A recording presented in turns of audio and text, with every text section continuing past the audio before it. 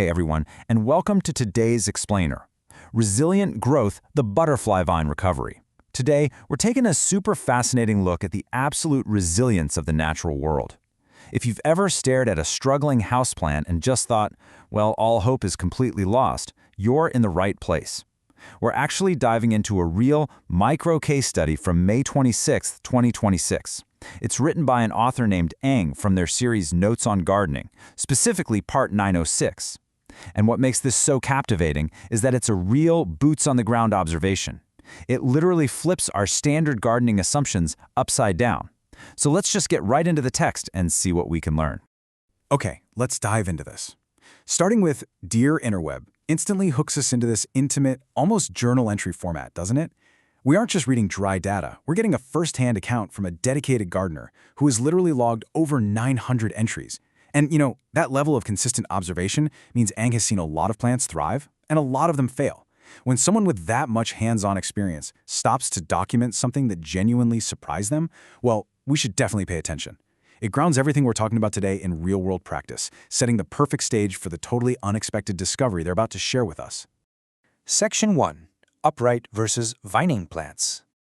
Now, what's really interesting about this slide is the stark contrast it highlights in a typical gardener's mindset. First, we've got upright growth. Ang actually admits to a typical preference for this. Your standard shrubs, your sturdy trees, and it makes total sense, right? Upright plants just look strong. They've got thick trunks, solid branches, and this architecture that visibly projects stability. We intuitively feel like a big tree can weather any storm. But then, on the flip side, we have vining plants.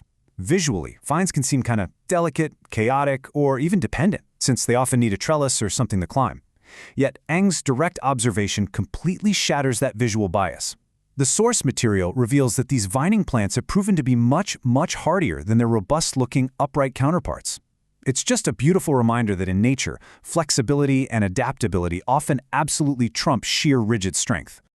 Moving on to Section 2, the butterfly-vine recovery. Let's clearly define our subject here.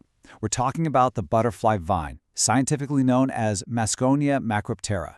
Honestly, even the name butterfly vine sounds fragile and delicate, doesn't it? But as we've just learned, appearances can be super deceiving, and this brilliantly illustrates a true survivor in the plant kingdom. This particular species is specifically noted for its surprising hardiness. It's the exact plant that caught Ang's attention and prompted this entire journal entry. So it serves as our perfect case study to prove that, well, you really can't judge a plant's grit by its delicate blossoms. To truly understand this plant's grit, we need to trace its dramatic arc. Initially, this butterfly vine was on the absolute brink of failure. Ang describes it as wilting with barely any leaves left. If you're a plant owner, you know that exact sinking feeling, right? It looks like a total lost cause. You're probably ready to just pull it out and toss it in the compost bin. But then, the rainy season hits, and it acts as the ultimate catalyst for survival. There was no crazy human intervention, it was just a shift in the natural environment. And finally, against all odds, the vine somehow managed to completely revive itself. Not only did it survive, but it resumed blooming. This whole death and resurrection arc is just incredible. It shows that sometimes nature really just needs the right environmental trigger to bounce back from the absolute edge. Section 3. A choice for all gardeners.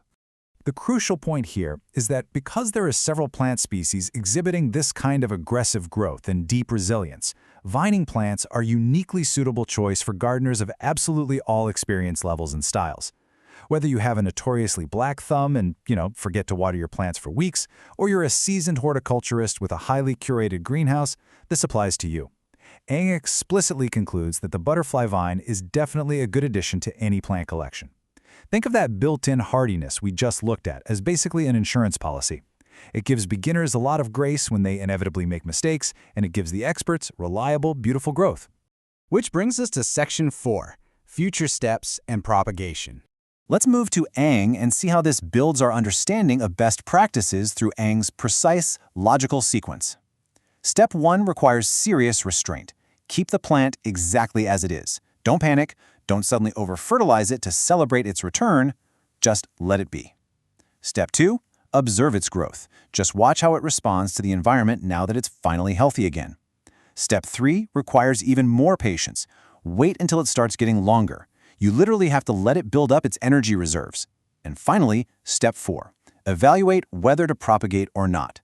Only after it's proven its sustained health do you even consider taking cuttings to create new plants. This step-by-step logic is incredibly valuable because it proves that successful gardening isn't just about saving a dying plant, it's really about patient observation and definitely not rushing the recovery process.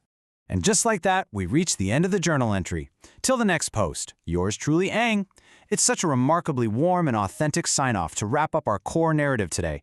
It's a great reminder that behind all this structured botanical observation is just a person simply sharing their daily life and their passion for the natural world with anyone willing to read along on the interweb. Which leaves us with this final, provocative thought to ponder today.